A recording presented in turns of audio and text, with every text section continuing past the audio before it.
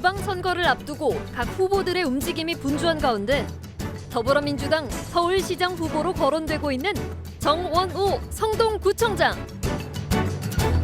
민선 6기부터 연속 3선 성동구청장으로 맹활약. 전 노무현 재단 기획위원, 전 민주당 대표 자치분권 특보 역임. 종묘개발, 한강버스, 여론조사 대납 의혹 등 서울시 3대 이슈에 서울 지역 현안 해결사를 자처하고 나섰는데 서울시가 좀 교통이 좀 더 편리하고 이동하는데 더 수월했으면 좋겠다. 그래서 여름에 전철에서 더워서 거의 사람들이 질식할 정도의 더위, 이런 게 과연 국제 경쟁력이 있는 도시인지 그런 부분에 대해서 아쉬움이 있고. 정원호 성동구청장이 본 서울시 현안과 내년 지방선거 전망 집중 분석합니다. 서울의 개발 문제, 도시 정책, 주거를 둘러싼 다양한 논쟁이 그 어느 때보다 치열합니다. 정치 신인으로 서울시장 하마평에 오르는 정원호 서울 성동구청장과 이야기 나눠보겠습니다. 정 구청장님 안녕하십니까? 네, 안녕하세요. 네. 정원호입니다. 집중 분석에 구청장 모신 건 처음인 것 같습니다. 요즘 들어 큰 주목을 받고 있는데요. 지금 상황을 스스로 어떻게 바라보고 계세요? 네, 뭐 이렇게 또 이런 자리까지 올 수 있게 된 것도 지금 현 상황인 것 같은데요. 네.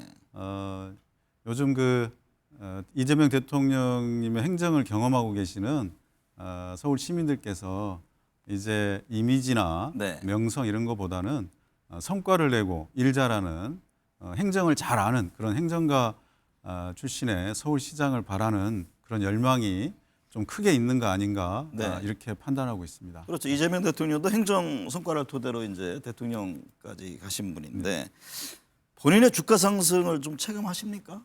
네, 또 네. 이렇게 인터뷰도 하게 돼서 네. 그런 거 보면 네, 그렇습니다. 최근 여권의 서울시장 후보군에서 지지율 1위를 차지했다 이런 보도가 나왔고 또 성동구에 이재명이라는 별칭까지 붙었습니다. 그럼에도 아직 정원호가 누구냐 하는 분들이 적지 않습니다. 부청장님을 잘 모르는 분들에게 나는 이런 사람이다 1분 자기소개를 해준다면 어떤가요? 예, 저는 낙후된 공장지대였던 성수동을 세계적인 핫플레이스로 만들고 성동구를 오늘날 마용성으로 불리게 하게 만든 장본이다 이런 평가를 받고 있고요. 네. 서울과 경기도의 수도권 시장군수 구청장 중에 유일한 연 3임 이 구청장입니다. 네. 요즘 서울시 현안에 대한 관심이 그 어느 때보다 뜨겁습니다. 먼저 종묘 일대 개발 이슈부터 짚어보겠습니다. 고층 개발을 두고 서울시와 국가유산청, 유네스코가 충돌하고 있는데요. 이에 대해서는 어떤 견해세요?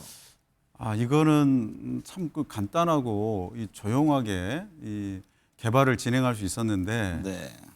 이 서울시장님께서 자의적인 판단 그리고 그것에 근거한 일방적 개발 진행 이걸 네. 통해서 지금 굉장한 갈등이 야기되고 있고 진도도 이제 잘 못 나갈 것 같습니다. 네. 근데 이거는 간단하게는 우리가 어떤 건물을 질 때 교통 영향 평가, 환경 영향 평가 이런 걸 받지 않습니까? 그렇죠. 그래서 주변의 영향을 분석하고 그걸 최소화하는 방향으로 조정해서 진행을 하게 되는데 이것도 큰 개발이니까 네. 인근에 있는 문화유산이 있기 때문에 이 영향 평가를 하고 그거 피해를 최소화하는 방향으로 해서 개발을 진행할 수 있었습니다. 네. 충분히 합의하에 진행할 수 있었는데 이걸 무시하고 일방적으로 하다가 네. 지금 유네스코로부터 강력한 어떤 제재를 항의를 지금 받은 거 아닙니까? 그래서 네. 앞으로 진행이 좀 어려울 텐데 지금이라도 세계유산 영향평가를 받아서 합의하에 네. 진행할 수 있었으면 좋겠습니다. 한강버스 논란도 만만치 않습니다. 얼마 전에 강위에 멈추는 사고가 발생했는데요. 한강버스 운항을 전면 중단해야 한다는 민주당의 지적에 대해서 오세훈 서울시장은 과도한 대응이라면서 일축했습니다. 데이터 축적이 필요하다 이런 얘기도 했는데요. 정 부총장님 생각은 어떻습니까? 뭐 이 사업 자체에 대해서 문제도 있지만 그보다 더 큰 문제는 이 시민의 안전을 대하는 오세훈 시장님의 어떤 태도, 이건 정말 위험하기 짝이 없는 거라고 생각합니다. 네. 이게 정말 있을 수 없는 일인데요. 어떻게 시민의 안전이 걸린 걸 데이터 축적용 이런 표현을 할 수 있는지. 그러니까 지금까지 이 운행 전에 네.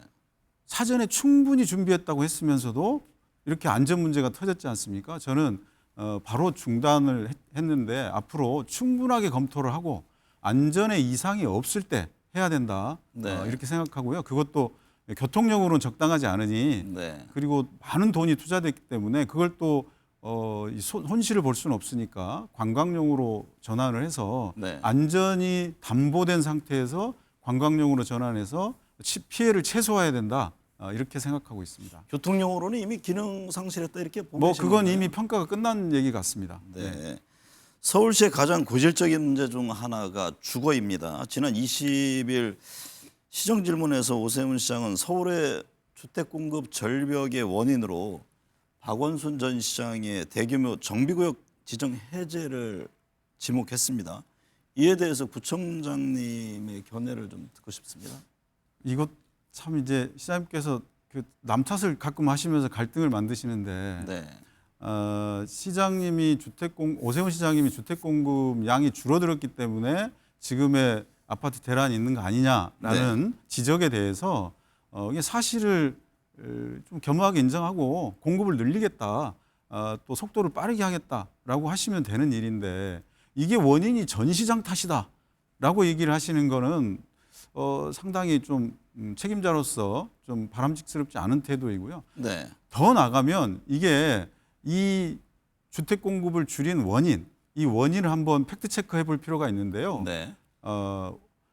박원순 시장님 때 줄었다는 것, 이 정책이 바로 뉴타운 재개발 출구 전략이었습니다. 네. 그 출구 전략 때문에 이제 뉴타운하고 재개발을 이제 해제하고 다른 방식으로 가자, 이런 그 방식이 이제 출구 전략인데 네.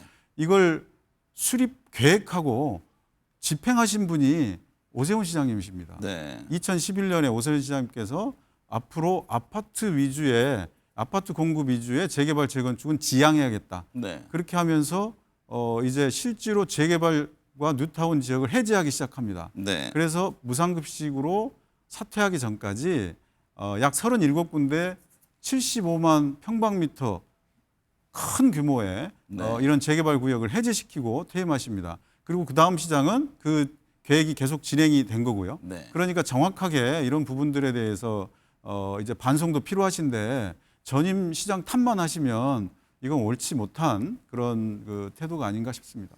지난 10월 15일 정부의 부동산 대책에 대한 찬반도 지금 서로 엇갈리는데요. 대출 규제 등 수요 억제에 초점이 맞춰져 있습니다. 그런데 다시 부동산 가격이 꿈틀거린다는 얘기도 들리고요. 네. 10월 15일 그 대책에 대한 평가 아울러 정 부총장만의 부동산 관련 해법은 무엇입니까? 네. 일단 11호 대책은 네. 정말 긴급하게 시행한 고육지책이었기 때문에 네. 이것에 대한 평가는 그 다음에 올 공급 대책에 대한 평가와 함께 패키지로 해야 된다라고 생각하고요. 지금 평가하기는 이르고 네. 공급 대책이 얼마나 잘 이루어지느냐, 여기에 따라서 아마 평가는 이제 결정이 될 것이다. 이 두 가지는 패키지다 이렇게 생각하고요. 네. 공급 정책이 잘 이루어지기를 그렇게 기대하고 한편으로는 이 공급 정책과 아파트 정책에서 가장 중요한 부분 중에 하나는 이제 심리입니다. 네. 이제 이 아파트가 단순히 소비재를 뛰어넘어서 이제는 투자재로 이제 인식되고 있지 않습니까? 네. 그렇기 때문에 이것은 심리 관리, 이 기대 심리 관리가 굉장히 중요한데 이걸 관리하기 위해서는 이 공급 아파트 정책의 책임자인 서울시와 국토부가 네. 한 목소리를 내주는 것이 굉장히 중요합니다. 네. 그래야 이것이 이제 시민들이 볼 때 이게 안정으로 가겠구나. 한 목소리로 안정시키고 공급을 확대하겠다. 이런 목소리를 내고 그렇게 정책을 해준다면 네. 굉장히 안정이 될 텐데요. 한 가지 우려스러운 건 서울시가 자꾸 엇박자를 내고 있는 것, 이것이 좀 우려스러운데 가장 올바른 해결 방법은 서울시와 국토부가 잘 협의해가지고 방향을 한 목소리를 내주는 것, 이게 지금 필요하다고 생각합니다. 토지거래구역 허가 뭐 해제를 둘러싼 얘기도 가끔 또 나오네요. 최근에. 네, 그것도 네. 바람직스럽지 않다고 생각합니다. 네. 사전에 조율해서 같은 목소리를 내줘야 국민과 시민이 안심하고 이렇게 시장에 적응하는 거거든요. 네. 관련해 서울을 포함한 이 수도권 집중화 문제가 늘 거론되잖아요. 이 점에 대해서는 어떤 견해십니까? 네, 이제 수도권 집중, 그래서 균형 발전, 네. 그것도 굉장히 중요한 의견입니다. 그래서 지금 현 정부에서 5극 3특 이 발전 계획을 네. 국토 발전 계획이 나왔지 않습니까? 네. 그래서 5개의 큰 광역으로 나누는데 그 중에 하나는 이제 서울이고 하나는 중부, 네. 그다음에 호남, 하나는 대경, 부산 이렇게 이제 나누는 건데요. 이 각각이 그렇게 큰 틀에서 메가 시티 체제에서 경쟁할 수 있게 만든 건데 네. 굉장히 좋은 방법이라고 생각하고요. 그 중에 이제 서울은 경기도와 함께 수도권으로 묶여 있는데 이 서울의 경쟁력을 높이는 것이 지금 굉장히 중요한 문제라고 그렇죠. 생각합니다. 뭐 국가 경쟁력이 도시의 경쟁력이다 이런 얘기. 네, 맞습니다. 그래서 도쿄의 경쟁력이 일본의 경쟁력이고 네. 런던의 경쟁력이 영국의 경쟁력이잖아요. 그러면 서울의 경쟁력이 대한민국의 경쟁력인데 서울은 그동안 경쟁력을 얼마나 높였느냐. 네. 상당히 돌아보면 이제 회의적인 게 많습니다. 이 서울이 그동안 대한민국의 GDP를 끌어왔는데 지금은 서울이 차지하는 포션이 대한민국 GDP에서 점점 나래가고 있습니다. 네. 그것이 서울의 경쟁력이 떨어지고 있다는 증거인데 그건 그동안 경쟁을 안 해서 그렇습니다. 서울이. 네. 그래서 이 국제도시와 경쟁하면서 서울이 발전해야 되는데요. 뚜렷한 목표도 없고 서울에 네. 어떤 뭐 비전도 없고 네. 지금 이렇게 서울이 진행해 왔거든요. 서울에 뚜렷한 목표를 세우고 거기에 맞게 경쟁 도시들과 경쟁해서 성장해야 되는데 네. 저는 서울의 뚜렷한 목표는 글로벌 G2 시티라고 네. 정확하게 잡아야 된다고 생각합니다. 네. 서울의 뚜렷한 목표를 글로벌 G2 시티라고 하면 서양의 이제 뉴욕이 서양의 경제 수도이듯이 네. 동양의 경제 수도는 서울이다. 네. 나는 뚜렷한 목표를 세우고 도쿄, 싱가포르, 상해와 경쟁을 해야 되고 그 경쟁에서 이겨서 저희 서울이 아시아의 경제 수도로서 부응한다면 대한민국의 경쟁력을 높이고 발전에도 이바지한다. 이렇게 생각하고 있습니다. 글로벌 G2 그러니까 뉴욕, 서울 네, 이런 네, 그렇습니다. 식으로 정책을 펴야 된다 이런 네, 말씀이시죠. 네. 앞서 말씀하셨듯이 이재명 정부는 지역 균형 발전을 강조합니다. 세종시의 행정수도 완성 얘기도 나오고요. 최근에는 대법원의 세종시 이전까지 거론되는데 그 점은 어떻게 보세요? 예, 이제 저는 큰 틀에서 보면 서울은 네.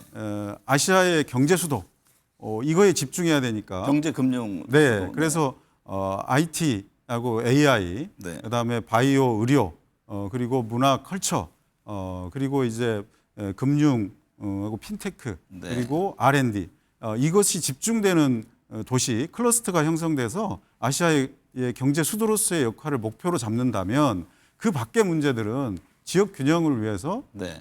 이렇게 우리가 판단해 볼 수 있다. 네. 중요한 곳에 힘을 집중해야 되는데 네. 그리고 이제 나머지는 예를 들면 5극 3특에서 충청도는 행정수도 완성이라는 목표가 있지 않습니까? 네. 뭐 그런 것이 또 진행이 된다면 권역별 경쟁도 되는 거니까 네. 그런 측면에서 본다면 이렇게 동의를 모아볼 수 있지 않을까 이렇게 생각합니다. 네. 내년 6월 지방선거를 앞두고 민주당 서울시장 후보들이 거론됩니다. 박주민, 전현희, 김영배 의원 등의 이름이 거명되는데요. 네. 각 후보에 대한 구청장님의 평가를 들을 수 있을까요? 이제 워낙 훌륭한 분들이셔서 제가 이제 한마디로 평가하기는 어렵겠지만 네. 박주민 의원님 같은 경우는 이제 사회적 약자들을 위한 이 노력을 굉장히 많이 하신 훌륭한 분이시고요. 네. 전현 의원님 같은 경우는 윤석열 정부에 맞서서 또 이 계엄 사태, 내란 사태에 맞서서 이 전면에서 싸워주시고 지금 당을 이끌고 계신 훌륭한 분이시고 김영배 의원님 같은 경우는 굉장히 열정적이고 아이디어가 많으신 네. 그런 훌륭한 분이십니다. 네. 본선에 가려면 당내 경선을 통과해야 합니다. 다른 후보와 비교했을 때 정원호 구청장만의 차별성이라고 해야 할까요? 가장 큰 경쟁력은 무엇이라고 보세요? 네, 뭐 제가 출마를 하게 된다면 네. 나름 생각해 보면 저는 그 사용 후기, 그러니까 입소문, 그래서 어떤 성공 사례가 있다. 사용해 보니까 이게 쓸만하다. 네. 사용해 보니까 좋더라라는 사용 후기가 많은 네.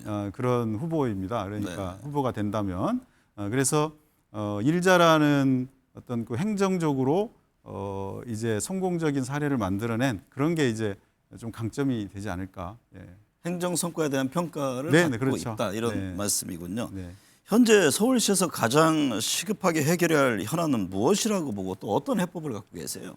예. 가장 큰 문제는 뭐 주택하고 교통인데요. 네. 아마 모든 시민들이 이렇게 느끼실 텐데 주택 문제는 좀 전에 얘기를 했기 때문에 교통을 얘기한다면 네. 교통은 지난 20년 동안 퇴보하고 있습니다. 이명박 시장님 시절에 교통 대개편이 한 번 있었고 네. 그게 서울의 경쟁력을 높였고 라이프 스타일을 바꿨거든요. 네. 근데 그 뒤에 20년 동안 아무런 좋아진 점이 없습니다. 오히려 낡아지고 불편해졌죠. 그 당시에 새로 늘어난 교통수단은 따릉이밖에 없습니다. 네. 근데 이게 지금 시민들을 굉장히 불편하고 힘들게 만들고 있는데 이것을 고쳐서 쾌적하고 편하게 교통수단들을 이제 만들 필요가 있다. 네. 이렇게 생각합니다. 차기 서울시장은 어떤 사람이 돼야 한다고 생각하세요? 저는 뭐 시민들을 좀 편하게 해주고 네.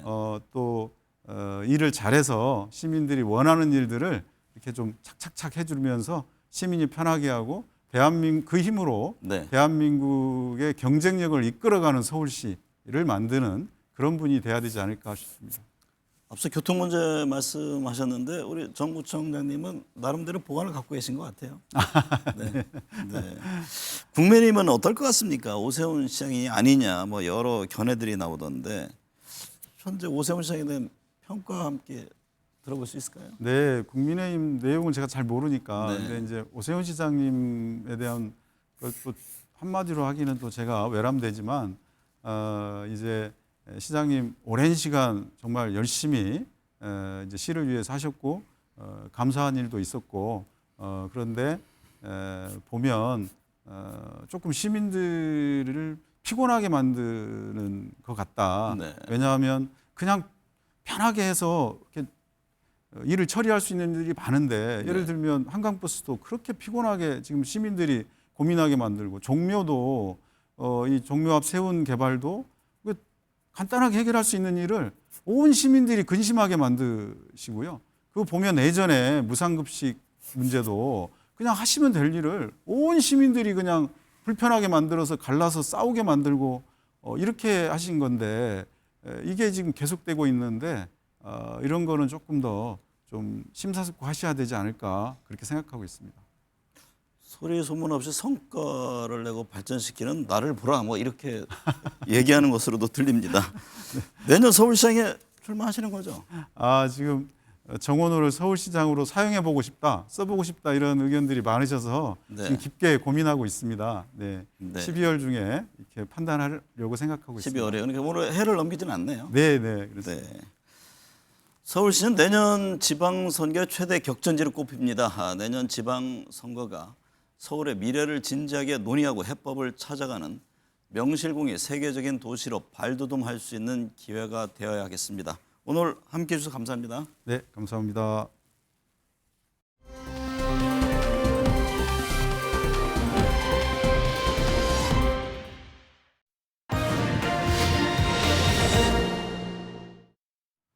네, 정치권 현안 짚어봅니다. 박원석 전 국회의원, 김성태 전 국민의힘 원내대표, 김미연 RN서치 소장, 배종찬 인사이트K 연구소장 나오셨습니다. 네 분 어서 오십시오. 예, 안녕하세요. 박원석 전 의원님, 남아공 G20 정상회의에 참석 중인 이재명 대통령, 마크롱 프랑스 대통령, 또 메르츠 독일 총리와 연쇄 양자 정상회담을 가졌습니다. 메르츠 총리에게는 통일 노하우를 알려달라, 마크롱 대통령에게는 전략적 동반자 관계로 격상되길 기대한다. 분명히 움직이고 계시네요. 그렇죠. 이번 이제 G20 정상회의가 올해 마지막 다자 외교 무대고 네. 대통령 취임 이래 가장 긴 해외 순방 일정입니다. 6박 10일간의 일정이어서 G20 그 정상 회의 세션뿐만 아니라 여러 참석국들과의 정상회담이 연쇄적으로 아마 진행됐고 또 진행될 예정인 것으로 알고 있는데요. 대통령이 취임한 지 12일 만에 G7 정상회의에 참석을 하셨었어요. 그렇죠. 그때 이제 가느냐 마느냐를 놓고 이 여러 가지 의견들이 있었는데 어찌됐건 이제 향후 외교의 중요성을 감안해서 G7 정상회의에 참석을 했었고 그때 뭐 독일 총리나 또 프랑스 마크롱 대통령이나 일단 뭐 그 수인사를 하고 안면을 익혀놨기 때문에 좀 더 부드러운 정상회담이 되지 않았을까 생각하고요.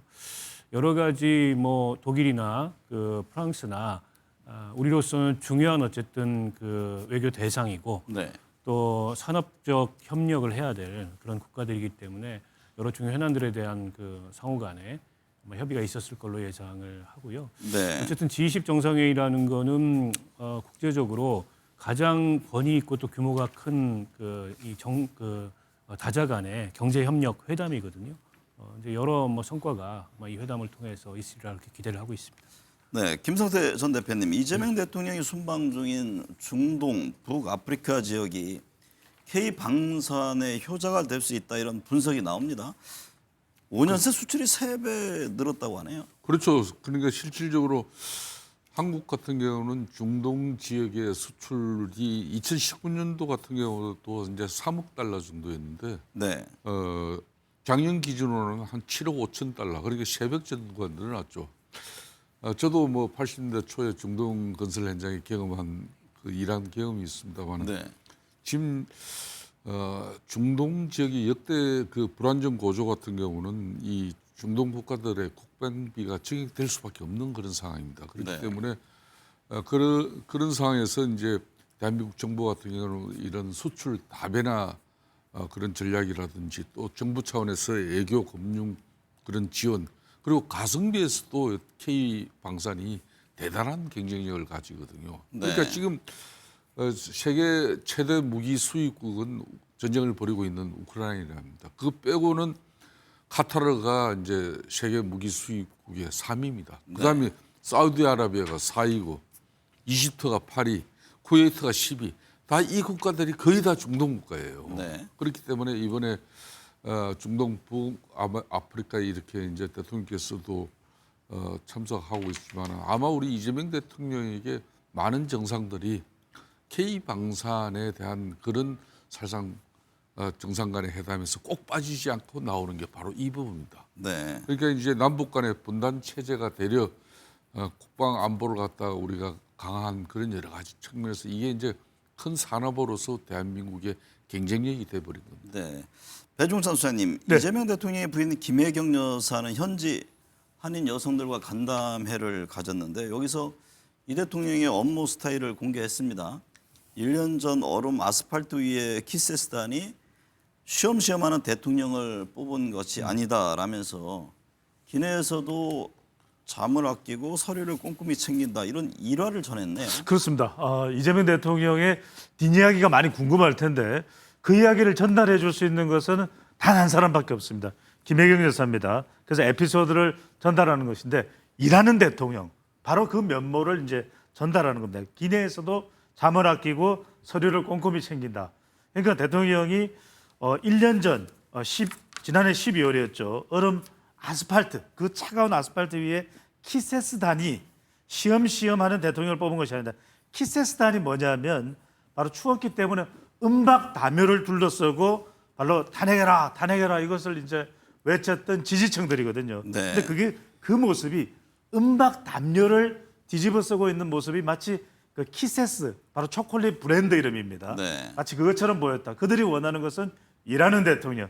그 일하는 대통령의 면모는 기내에서도 잠을 아끼고 서류를 꼼꼼히 챙기는 그 뒷이야기를 김혜경 여사가 전달을 한 부분입니다. 네.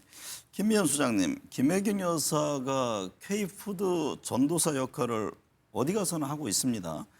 이번엔 남아공 셰프에게 K푸드를 소개하면서 김치는 찢어 먹어야 맛있다라면서 직접 챙겨주던데요. K푸드 전파에 어떤 영향을 끼칠까요? 저는 아주 큰 영향을 미칠 것으로 보여집니다. 그리고 이렇게 영부인의 이런 행보는 전 세계적으로 이 K푸드의 이제 인지도를 높이는 데 크게 기여할 거로 보여지고요. 그리고 뭐 아시다시피 뭐 K드라마, 뭐 K팝도 중요하지만 역시 문화의 절정은 바로 요리 아니겠습니까? 네. 그런 관점에서 본다면 이 K푸드 같은 경우는 전 세계로 뭐 수출되기 시작한다면 어마어마한 반도체 이상의 효과를 보일 거로 보여지기 때문에 이런 적극적인 행보는 저희 뭐 K푸드 산업에도 상당히 긍정적인 역할을 할 거로 보여지고요. 특히 이제 김혜경 여사는 이제 취임한 지 이제 같이 영부인을 활동한 지 6개월밖에 되지 않았지만 그동안 이제 김혜경 여사가 보여준 그 한복의 아름다움, 한복 어떻게 보면 한복을 다 입지 않은 어떤 신드롬을 지금 불러일으키는데 지금 큰 기여를 하고 있기 때문에 네. 결과적으로 보면 전 세계적으로 한국의 대중 이미지를 높이는 데 크게 기여한다고 봐야 될 것 같습니다. 네. 박원석 의원님, 네. 중일 갈등 격화에 한중일 정상회의가 또 장기 공백 우려 얘기가 나옵니다. 이번 중일 갈등은 뭐 과거와는 좀 다르게 이게 만만치 않아 보이던데 중일 갈등이 우리에게는 어떤 영향을 미칠까요? 우선은 그 다카이치 총리가 대만 유사시 일본의 자위권 행사 얘기를 했습니다. 네. 중국으로서는 매우 민감한 그런 문제일 수밖에 없는 데다가 중국의 핵심 이익이라고까지 중국에서는 표현을 하는데 강하게 중국에서 반발을 했고요. 그래서 자국민들의 일본 여행을 사실상 자제라고 하지만 금지를 시킨 셈이고 그리고 일본의 그 이제 수산물 수입도 사실상 금지한 그런 상황입니다.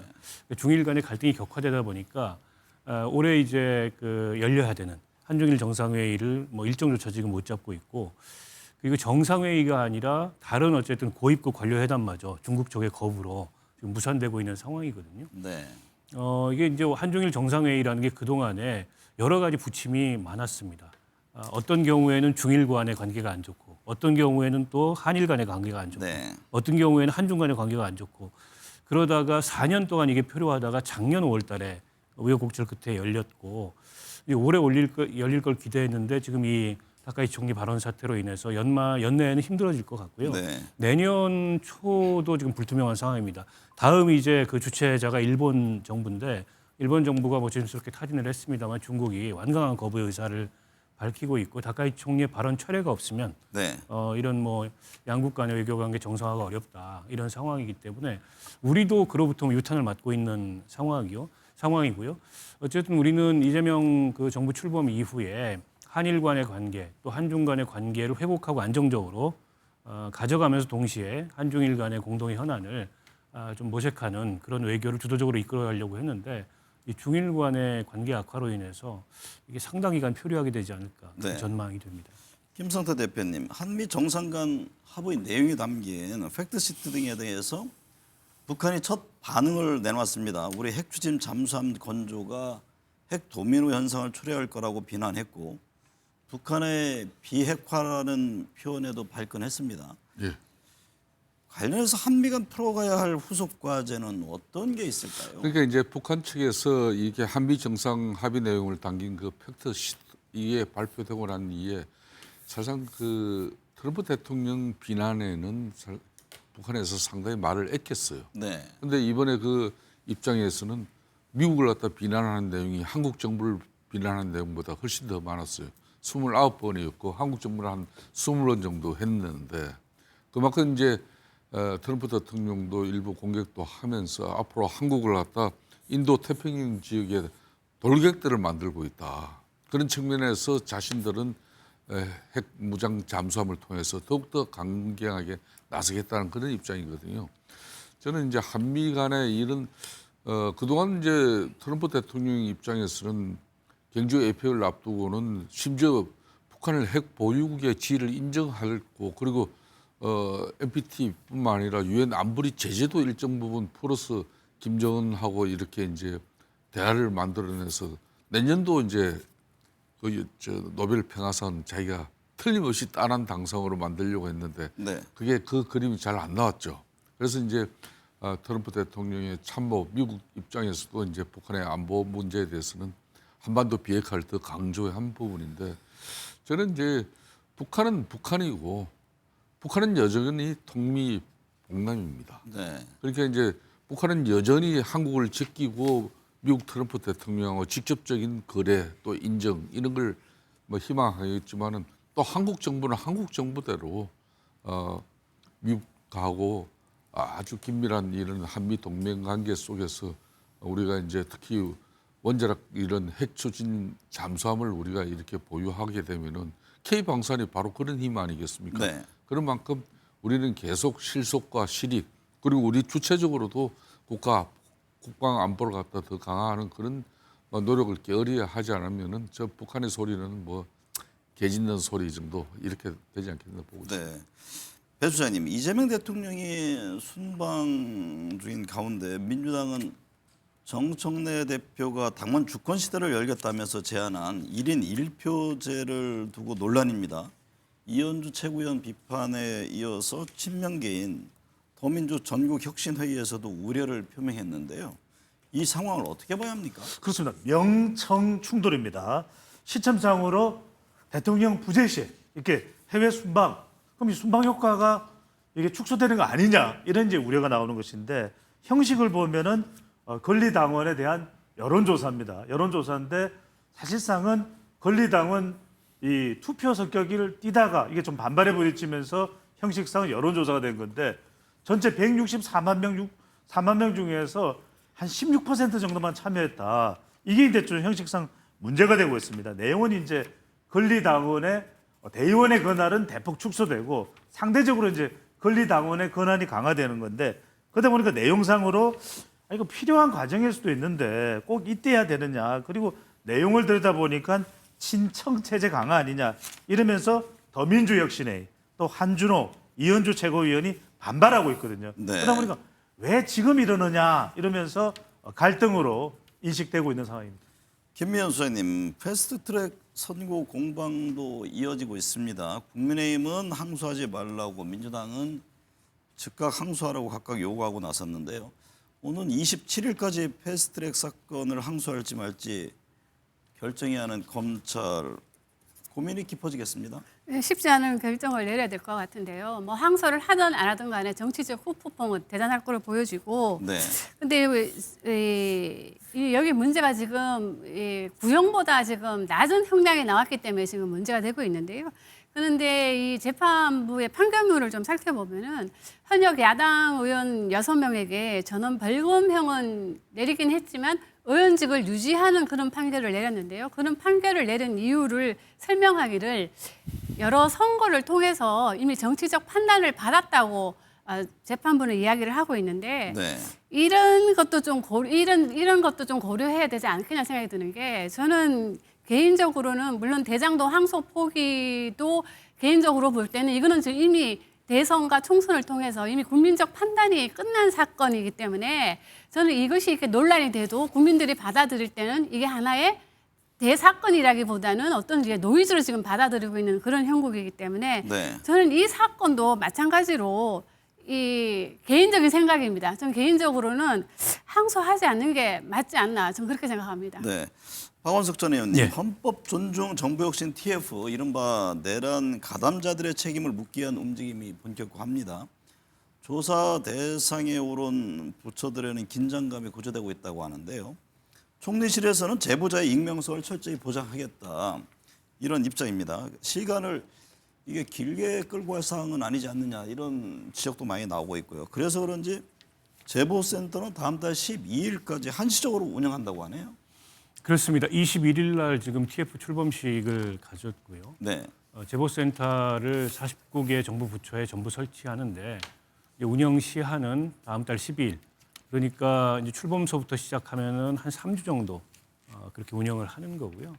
이게 이제 부작용도 좀 예상이 되거든요. 네. 그래서 공직사회 내부가 이제 승진 인사철이 되면 가뜩이나 민감한데 이번에 이렇게 저런 게 이제 없어도 투서 이런 게 많이 들어오잖아요. 네, 투서 같은 게 많이 들어오는데 그러다 보면 자칫 무고한 그런 피해자들도 생길 수 있고 그래서 네. 제보자의 익명성을 철저히 보장하되 그 제보 내용에 대해서도 그게 객관성을 갖고 있는지 충분한 검증이 좀 필요할 거라고 보고요. 무엇보다 이걸 지나치게 장기화했을 경우에 발생할 수 있는 공직사회 내부의 상호 불신이나 여러 가지 부작용 때문에 한시적으로 이 컴팩트하게 좀 운영을 하기로 한 게 아닌가 싶고요. 네. 어찌 됐건 간에 이제 공직사회 내부에 이런 요구가 있는 건 맞거든요. 누가 봐도 저 사람은 지난 정부 시절에 어떻게 보면은 그 12월 3일 날 위헌 불법적인 비상계엄에 가담한 그런 흔적이 있고 네. 그게 비록 수사 대상은 되지 않는다 하더라도 그런 사람들이 계속 공직사회의 중요한 위치에서 중요한 역할을 하는 건 타당하지 않다 이런 지적들이 있었기 때문에 정부로서도 뭐 불가피하게 움직일 수밖에 없었다고 보고요. 다만 과거에 이제 문재인 정부 시절에 적폐청산 TF 운영했던 경험이 있지 않습니까? 네. 그때 19개 부처를 대상으로 했는데 그때도 일부 지나치다 이게 그리고 오히려 이제 공무원들 줄 세우기 수단으로 활용이 되나 이런 지적이 있었거든요. 이제 그때 그런 사례를 좀 일부 반면교사 삼아서 이제 그런 문제점이 나타나지 않도록 좀 엄격하게 운영할 필요가 있다고 생각합니다. 네. 김성태 대표님, 국민의힘은 헌법 존중 TF는 야만적인 정권의 공무원 줄 세우기다라고 비판했습니다.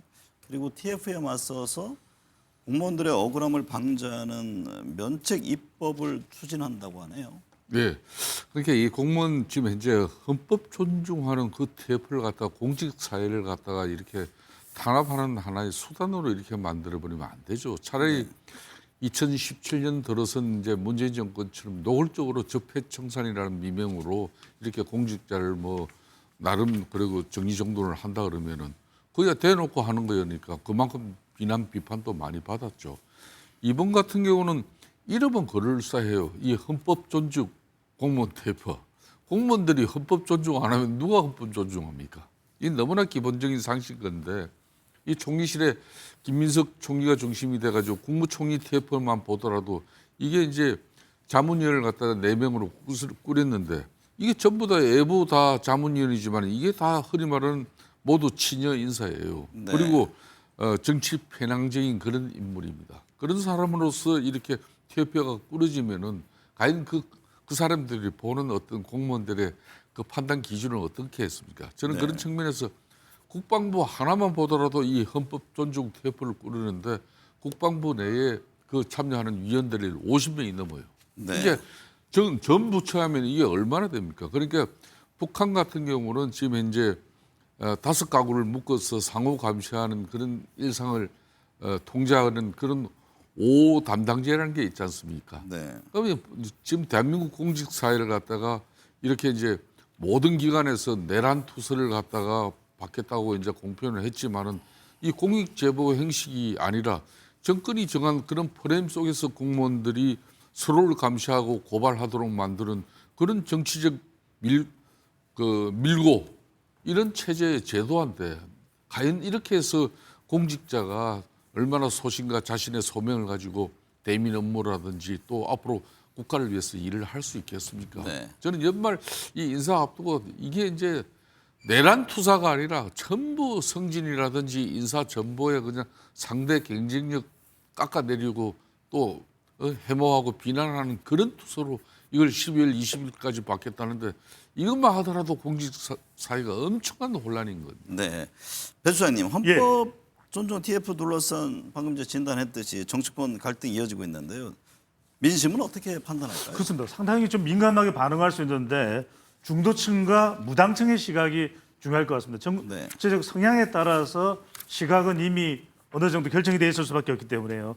헌법 존중 정부 혁신 TF 이 내란 동조 세력에 대해서는 색출해야 된다. 이 취지에 대한 공감 의견은 또 존재하고 있거든요. 앞서 박원석 전 의원께서 말씀하셨던 대로 다만 이제 우려가 되는 것은 여론상으로는 공무원사의 경직 또 지방선거에 대한 영향이기 때문에 형식상으로는 이런 게 좀 필요할 것 같습니다. 매우 중도층이나 무당층이 동요되지 않도록 매우 정교하게 대상자를 선정해서 휴대폰 포렌식도 있겠지만 임의적으로 그 외에도 개인정보 유출의 우려가 있기 때문에 객관적인 기준 마련이 필요할 것 같고요.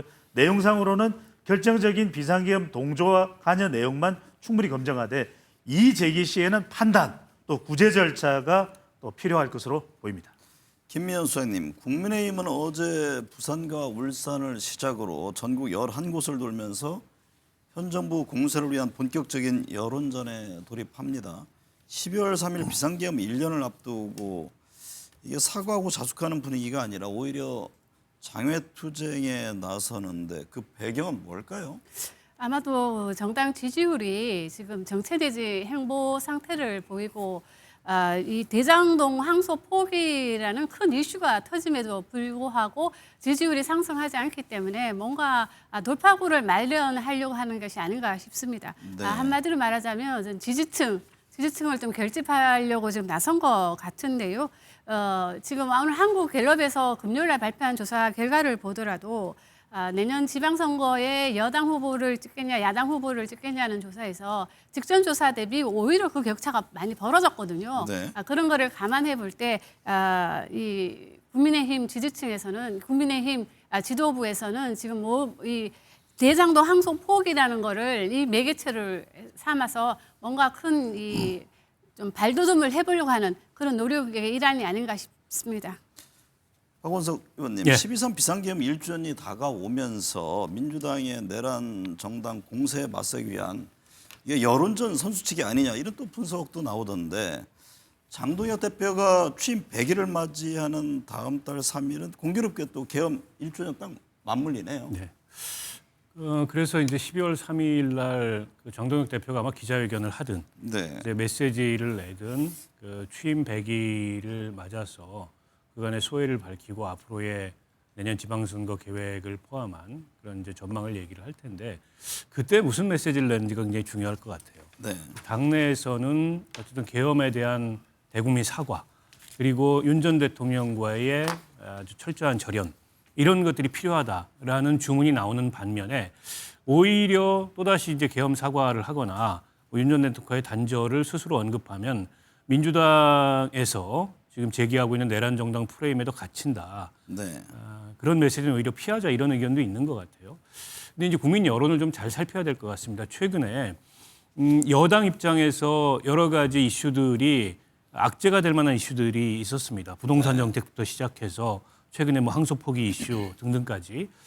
근데 지지율의 흐름을 보면 국민의힘이 그 반사이익을 전혀 얻지 못하고 있어요. 네. 지금 장외투쟁이 처음이 아니고 11호 부동산 대책이 나온 이후에도 장외투쟁을 한 차례 했지 않습니까? 네. 근데 이제 장외투쟁의 양상이라는 게 어떻게 보면 강성 지지층 중심으로 결집을 하다 보니까 윤어게인 세력과의 연계성만 더 부각이 되고 네. 국민의힘에서 의도했던 그런 뭐 중간층의 여론이나 이런 거는 전혀 다른 방향으로 좀 작용을 하고 있어요. 네. 그런 면에 비추어 봤을 때 저 장외투쟁이라는 게 지지층을 결집시키는 효과는 있겠지만 외연을 확장하는 효과가 있는지에 대해서 한번 진지하게 국민의힘은 고민을 해봐야 될 것 같고요. 무엇보다 12월 3일 계엄 1주년을 맞아서 또 국민 여론이 어쨌든 지금 윤석열, 김건희 두 사람 재판도 진행이 되고 있기 때문에 다시 한번 이렇게 환기가 될 텐데 그때 장동혁 대표나 국민의힘이 정말 계엄과의 그 내란과의 철저한 단절과 윤 어게인과 같은 세력이 국민의힘의 중심 세력이 되지 않도록 하겠다라는 의지의 표명 없이는 지금 이렇게 국민의힘으로부터 멀어져 있는 국민들의 여론이 돌아서기는 힘들 거다. 저는 그렇게 보입니다. 김성태 전 대표님, 장동혁 대표는 장외 집회에서 이재명 정부를 항소도 경제도 민생도 포기한 총체적 포기 정권이라고 규정했습니다. 그러면서 내년 지방선거에서는 반드시 국민의힘을 지지해달라고 호소했는데요. 소구력이 있다고 보십니까? 지금 이제 이재명 정부의 국정 운영 방식이 이제 헌법 존중 TF에서도 드러나고 있습니다만은 이걸 공무원을 감시하고 통제하면서도 또 이 공무원들을 줄 세우기 하는 그런 고도의 어떤 국정 통치 기술을 지금 내 보이고 있거든요. 문재인 정권 아까 적폐청산 얘기했지만 그 적폐청산 그 하면서도 1000명 공직자들 수사해가지고 5명이나 목숨을 잃은 아픈 경우도 있어요. 또 요 근래는 대장동 항소 포기를 통해서 김만배 일당들에게 그 천문학적인 수천억의 개발 이익을 불법 부당하게 취할 수 있도록 그게 이제 집권당 민주당이 또 정치적으로 압박하면서 또 이재명 대통령의 법무부가 그걸 실질적으로 정성호 뭐 법무장관은 수사 지휘를 한 사실은 없다 그러지만은 노만석 검찰총장은 이미 법무부로부터 피할 수 없는 세 가지의 선택지를 받았다. 그래서 이제 고백하고 옷을 벗었지 않습니까? 이런 모든 상황을 두고 국민들 입장에서는 좀 전에 박원석 의원처럼 제일 야당인 국민의힘이 국민적 절대적 신뢰를 갖다 아직까지 회복하지 못하고 있다 보니까 정말 무소불위 권력을 지금 휘두르고 있기 때문에 네. 이걸 갖다 회복하는 길은 이제 아무래도 내년 6.3 지방선거를 통해서 국민들이 뭔가 좀 심판이 있을 것이다. 그런 측면에서 이제 지방을 다니면서 특히 국회 내에서 이제 대장동 사건만 하더라도 청문회라든지 국정조사라든지 특검 이렇게 여야 합의를 통해서 문제 해결 방식을 하는데 이걸 뭐 거대 입법 권력 민주당 중심으로 이게 하나도 받들어지지 않으니까 전부 이제 밖에 나가서 호소할 수밖에 없는 저 상황이죠. 네. 김미연 수사님, 검찰이 대장동 사건의 항소를 포기한 지 보름이 지났지만 정치권에서는 뭐 이를 둔 토론 이게 화두입니다. 토론을 제안하자 거절하고 또 누군가는 수락하고 복잡한 그림이 펼쳐지고 있는데요. 이게 지방선거의 주도권을 잡기 위한 삽과 싸움으로 봐야 합니까? 그렇게 보는 게 맞다고 보여집니다. 왜냐하면 지금 뭐 국민의힘 지지율도 뭐 20% 초반대에서 지금 행보하고 있고 조국혁신당은 뭐 한 자리 숫자를 지금 기록하고 있기 때문에 뭔가 당 대표들이 지방선거의 주도권을 잡기 위해서 이 대장동 토론을 매개체로 해서 한 번쯤은 지지율 반등을 노리고 본인들의 어떤 입지를 강화하려고 하는 노력으로 보여지는데요. 지금 개인적으로 대장동 이 항소 포기는 이 국민들 사이에는 이게 노이즈로 지금 받아들이고 있는 형국이기 때문에 이 대장동 사건보다는 오히려 더 민생이라든가 그런 쪽으로 이 토론의 주제를 받는 것이 더욱더 좋지 않을까 이런 생각이 좀 듭니다. 네. 김성태 대표님, 예. 내년 6월 지방선거를 앞두고 정청래 민주당 대표, 김민석 국무총리, 강훈식 대통령 비서실장 행보가 주목을 받고 있습니다. 그렇습니다. 당정대 3인방 지방선거 차출론 얘기가 나오는데 가능성은 어떻게 보세요? 지금 현재 참 이게 대통령실과 집권당인 이제 정청래 당 대표와 간에 상당히 미묘한 그런 갈등 관계가 때로는 노골화되고 때로는 물밑에서 엄청난 이게 폭발력을 가지고 있죠. 네. 저는 그 시점이 이제 내년 6.3 선거를 앞두고 지방선거 전략을 대통령실이 보는 시각과 또 당이 정청래 당대표가 또 인식하는 그 방식 이게 모든 게 다 다릅니다. 그런 측면에서 공교롭게 이 당정대 3인방을 갖다 주요 인물로 이렇게 이제 다뤄지기 시작한 것은 그러니 대통령실의 강훈식뿐만 아니라 김민석 총리, 정청래 당대표까지도 뭐 같이 한 묶음으로 네. 이 사람들이 다 내년 지방선거에서 다 차출 가능성이 있다. 그렇게 되면은 지금 이제 당정 간에 엇박자를 내고 있는 정청래 당 대표도 그런 지방선거를 이기기 위한 하나의 수단으로 당정대가 이렇게 3인방이 결정적인 역할을 해줘야 된다 그러는데 여기에 정청래 당 대표가 어떻게 피할 수가 있겠습니까? 네. 막 그런 측면에서 이것도 이런 내용 자체도 앞으로 당정 관계에 큰 갈등 요인으로 작용할 겁니다. 네. 이런 부분을 앞으로 집권당인 정청래 당대표가 저걸 어떻게 받아들이고 자신은 또 어떤 위치에 계속 당정 관계를 유지하면서 설 것인지 이런 걸 좀 더 지켜보시면은 집권당 내부의 분란과 또 내년 지방선거의 그 상당히 그 혼란스러운 부분은 아마 집권당에서부터 저는 먼저 나올 수 있다 이렇게 보고 있습니다. 박원석 의원님, 네. 김민석 국무총리 종묘앞 재개발부터 한강버스 멈춤 사고 등 오세훈 시장 때리기에 나서는 모습인데요. 어떤 노림수가 있다고 보세요? 뭐 여러 가지 정치적 해석이 나오고 있는데요. 그동안에 김민석 총리가 정권 출범 이래로 조용한 어쨌든 국정 그 2인자의 모습을 보여왔습니다. 네. 그래서 대통령을 보조하면서 특히 에이펙과 같은 그런 어떤 국제 행사가 무난하게 치러질 수 있도록 이 조정하는 역할을 무리 없이 수행을 해왔는데요. 아마 이제 내년 지방선거를 앞두고서 총리가 어쨌든 정치적 존재감을 좀 높이기에 나선 게 아니냐 네. 그런 해석이 지배적입니다. 다만 김민석 총리는 서울시장 선거 출마에 뜻이 없다는 얘기를 몇 차례 공개적으로 밝히고 있고 최근까지도 그런 입장을 밝혔어요. 네. 그래서 일각에서는 그런데 왜 총리로서 국정의 여러 현안에 의견을 내고 메시지를 낼 수는 있지만 하필이면 오세훈 시장이 주력하고 있는 그런 사업들에 대해서 이제 태클을 거는 듯한 모습을 보이냐. 네. 이게 지방선거 이 사전 포석용 견제가 아니냐. 이제 일각에서는 이제 관권선거 얘기까지 나오는데요.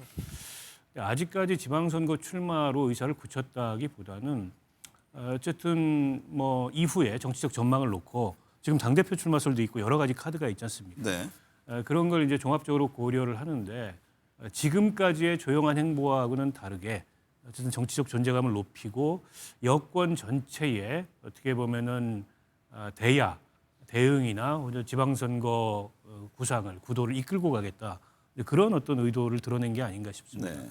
때문에 구체적으로 내년 지방선거에 김민석 총리가 뭐 후보로 나설 것인지 아니면은 지방선거 이후에 전당대회 후보로 나설 것인지 이건 좀 시간을 또 두고 지켜봐야 될 것 같은데 큰 틀에서 보면 어쨌든 정치적 존재감을 높이게 나섰다 이렇게 해석할 수 있을 것 같습니다. 김성태 전 대표님, 한동훈 국민의힘 전 대표 대장동 사건 항소 포기 또 론스타 승수권 등 공격적인 지금 정치 행보를 이어가고 있는데요. 하지만 국민의힘 내부에서는 한 전 대표의 선거 출마 여부와 역할을 놓고 지금 찬반 의견이 엇갈리고 있는데 한 전 대표 내년 지방선거와 보궐선거에서 기회가 올까요?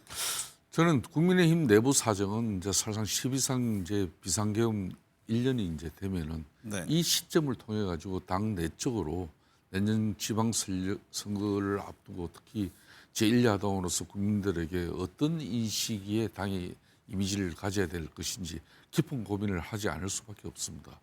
그런 측면에서 한동훈 지금 현재 전 대표 같은 경우도 지금 요 근래 뭐 대장동 항소 포기 사건이라든지 론스타 뭐 이런 대응 이슈들의 중심에 이슈 파이팅을 지금 하고 있죠. 네. 그래서 이제 이재명 정부도 공격하고 또 야당 또 집권 뭐 법률 세력들에게 이런 토론의 제안도 하고 적극적인 정치 행보를 보이지만은 이 부분을 결론은 이제 일정 부분 범여권에서도 이제 한동훈에 대한 맞상대를 해준다든지 정치적 이런 몸무게를 올려줄 수 있는 어떤 그런 기회 제공이 있어야 되는데 한동훈 전 대표 입장에서는 그걸 상당히 희망하고 기대하는데 범여권에서는 제대로 정청래 당대표도 제대로 뭐 수용하지 않고 네. 또 이제 조국 혁신당 대표 같은 경우도 당신은 노내야 이런 식으로 가고 있거든요. 네. 뭐 그런 측면에서 한동훈 전 대표의 지방선거라든지 보궐선거의 기회 부분은 12.3 비상계엄 이 1년을 시점으로 해서 국민의힘 내적으로 향후 이제 장동익 당대표의 당 운영 방식의 어떤 기조에 따라서 또 어떤 그 인식의 변화에 따라서 본인의 역할이 있을 수도 있고 없을 수도 있다. 저는 그렇게 보고 있습니다. 김미연 수장님, 그런 가운데 조국 혁신당 비대위원장과 박주민 민주당 의원이 전국 호남 향후의 총연합회 화합대에 참석한 사실을 알렸는데요. 서울시장 등 내년 지방선거 출마를 염두에 둔 행보로 보이죠? 그렇습니다. 그리고 지금 박주민 민주당 의원도 참가했다고 하는데요. 지금 민주당 내에서는 경기도지사와 서울시장에 대한 출마 열기가 지금 매우 뜨거운데요.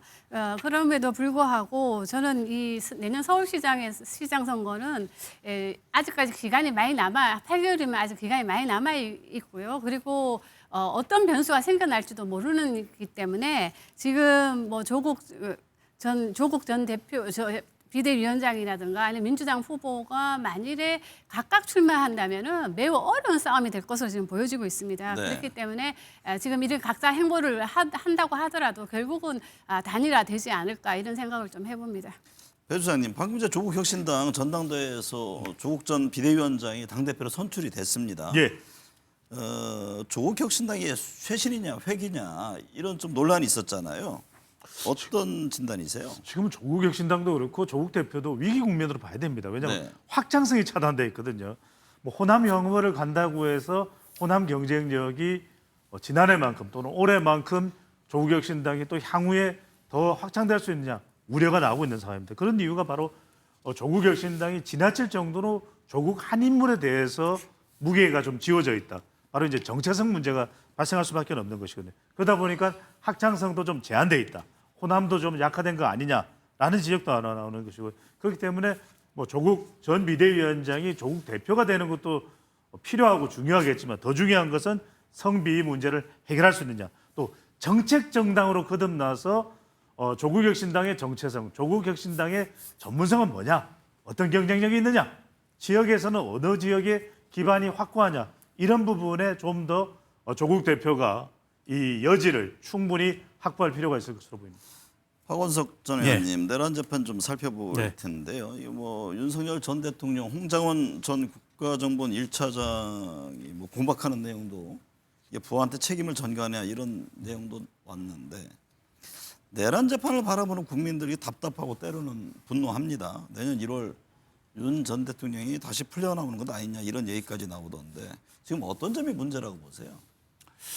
일단 그 재판 진행이 좀 속도가 굉장히 느리죠. 국민들이 보기에는. 네. 벌써 이제 12월 3일이면 1년인데 이게 이제 기소된 지가 한참이나 된 사건인데 지규현 재판장의 그 재판을 진행하는 모습이 이게 이제 중계가 되기 때문에 국민들도 다 그 재판 모습을 지켜보는데요.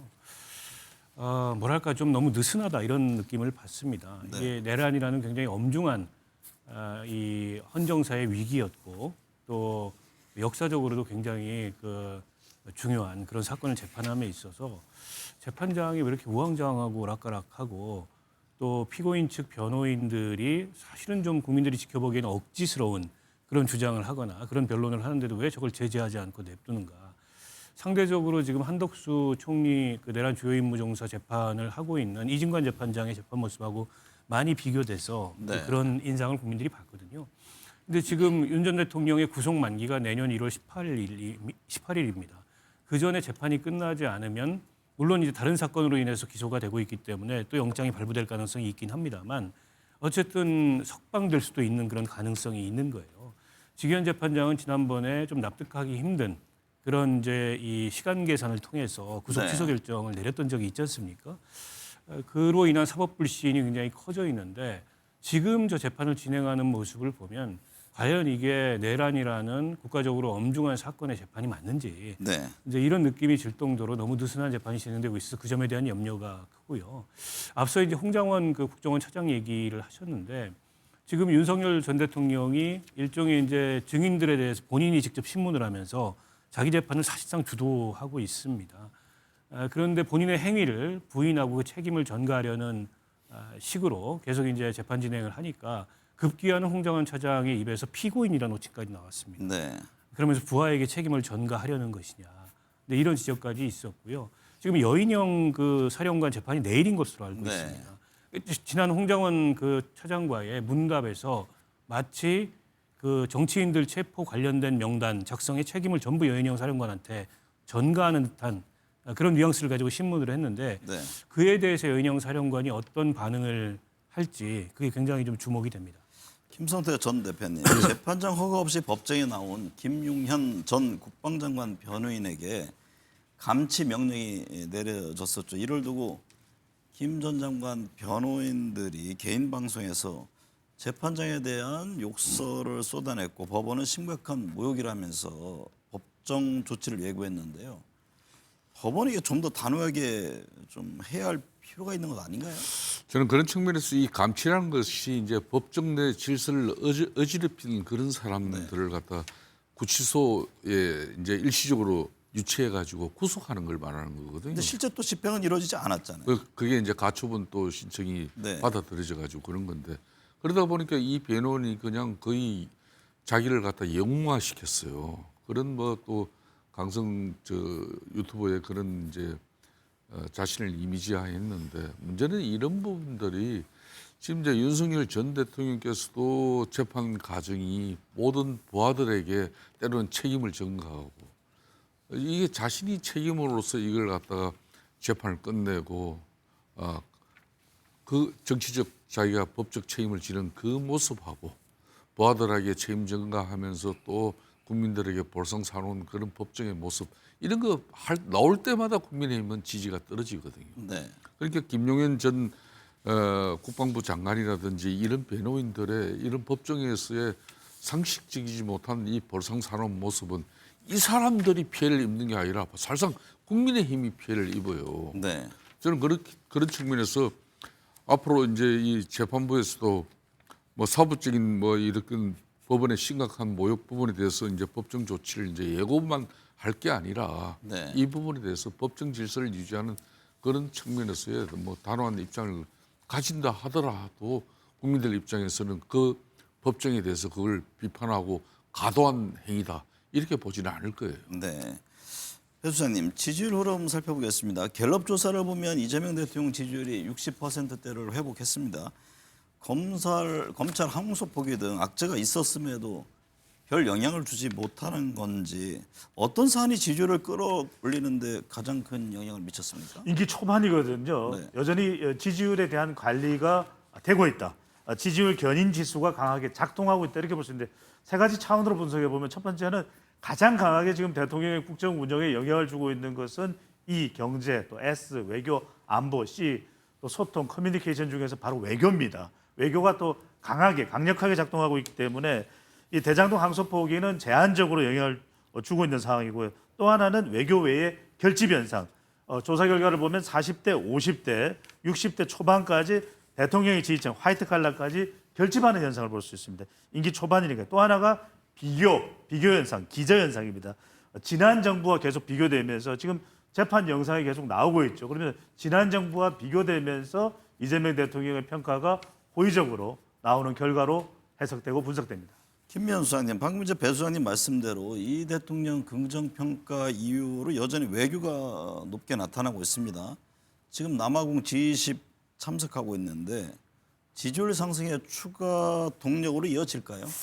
저는 이제 지지율이 1%포인트 상승하면서 60%대를 기록했는데요. 이건 이제 외교에 대한 국민들의 평가가 이미 이 지지율에 선반영됐다고 보여지고요. 네. 이 향후 대통령 국정 지지율은 상당히 정체 내지 행보 상태를 보일 것이고 지지율이 상승하기 위해서는 이제 경제 부분에서 어떤 부분이 나타나냐에 따라서 저는 지지율이 움직일 것으로 보여지는데 저는 이번 갤럽 조사를 우리가 좀 봐야 되는 게 우리가 항상 20대들의 뭐 극우화, 뭐 보수화를 얘기를 했었는데 네. 대통령의 국정 지지율이 그러니까 10월 달부터 20대, 30대에서 지지율이 상승하면서 금요일 날 조사를 보니까 20대에서 잘하고 있다는 응답이 53%, 그다음에 30대에서는 56% 나타났습니다. 50%를 넘겼습니까? 그러니까 이거는 정말 이재명 대통령과 그리고 여권이 생각하지도 않았던 20대들의 이 국정 지지율 상승 동력인데요. 그런 점에서 봤을 때 아마 이거는 주식이 영향을 미치는 것으로 보여집니다. 그럼에도 불구하고 이 대통령이 보여주고 있는 그 외교 행보라든가 그리고 국무회의에서 토론 강경을 보면서 전혀 기저 효과가 아니고 새로운 대통령상을 지금 보여주고 있다. 네. 그런 점에서 국민들이 높게 평가하고 있고요. 또 하나는 많은 분들이 동의는 하지 않을지는 모르지만 새로운 박정희주의자다. 성장을 중심으로 하는 이 박정희주의자가 바로 이제 이재명 대통령이라는 생각이 지금 보수층에서 널리 지금 확산되고 있는 그런 분위기이기 때문에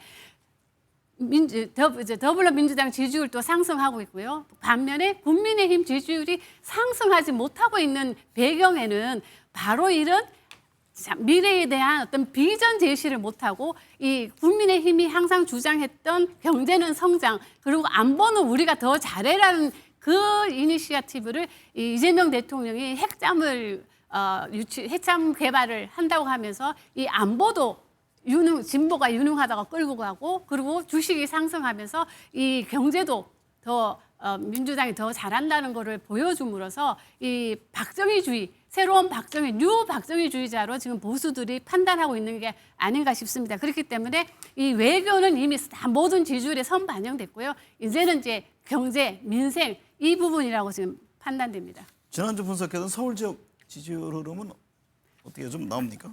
이번 주엔 서울 지지율이 하락을 했습니다. 그래서 네. 이게 55% 정도 나왔는데요. 이게 점점 정상이라고 보여지고 70%부터 지금 55%인데 지금 방금 말씀하신 대로 지금 이 서울에 대해서 이제 오세훈 시장을 둘러싸고 여러 논란도 있지만 네. 오세훈 시장 입장에서는 수성하기가 매우 지금 이 여론조사 상으로 본다면 매우 어렵습니다. 대통령의 국정 지지율이 서울에서는 55%인데 국민의힘 지지율은 26%예요. 네. 그리고 여당 찍을래 야당 찍을래 보실 때 야당 후보 당선은 36%에 불과하거든요. 그런 거를 본다면 향후 국민의힘은 저는 이 자치단체장들은 각자 도생으로 갈 확률이 매우 크다고 보여집니다.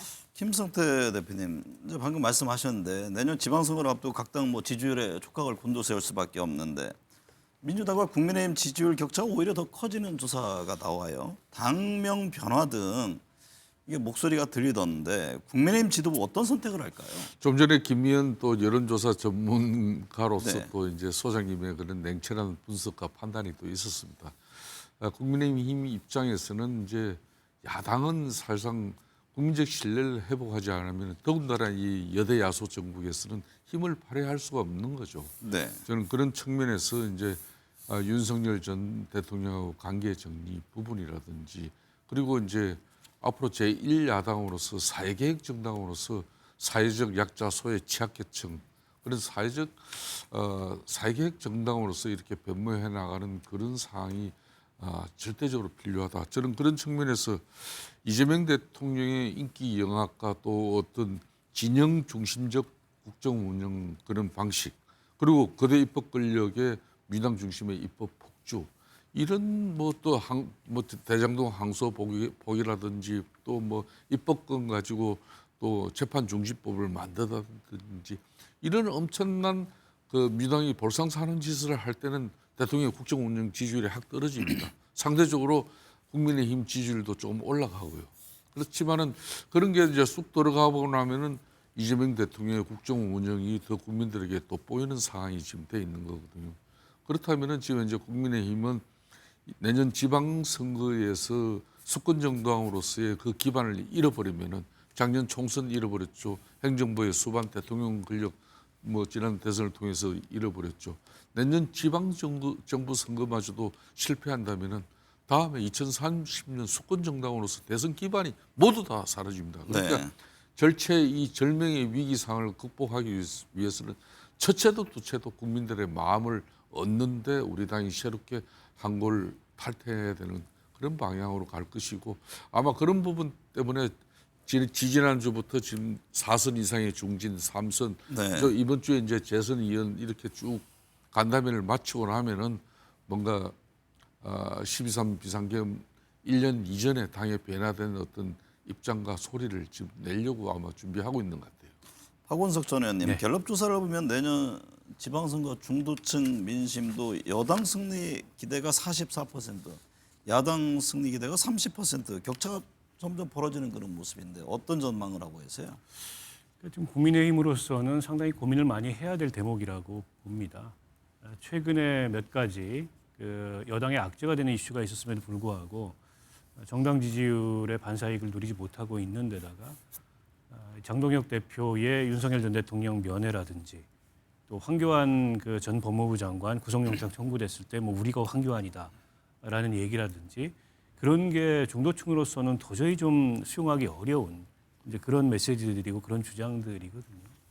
그렇다 보니까는 당이 외연 확장을 전혀 기하지 못하고 네. 오히려 강성 지지층 중심으로 안으로 강하게 결집하는 모습을 보이고 있는데, 근데 이제 선거라는 거는 지지층의 결집도 중요하지만 결국 얼마나 확장하느냐 이게 이제 관건인데 그런 모습을 지금 장동혁 대표 체제에 들어선 지난 100일간 거의 보이지 못하고 네. 있거든요. 당내에서도 그에 대한 위기감이 일정하게는 좀 나오고 있고 특히 이제 서울처럼 지난 선거에서 이제 국민의힘이 지형을 상당히 유리하게 바꾸어놨는데 내년 지방선거 상당한 고전이 예상이 되지 않습니까? 네. 그러나 이제 인물 경쟁력 측면에서는 오세훈 시장이 여전히 경쟁력을 보이고 있는데 정당 지지율이나 선거에 대한 전망에 대해서 좀 유권자들이 저런 반응을 보인다는 것은 내년 선거 전반의 전망을 어둡게 만드는 거고 그러면 결국 TK, PK 이런 영남권의 네. 텃밭 중심으로 선거가 쪼그라들 가능성이 있거든요. 근데 계속 이제 이 선거 전망이 이렇다면 네. 아마 국민의힘 내부가 굉장히 시끄러울 겁니다. 네. 오늘 내용 말씀 감사합니다.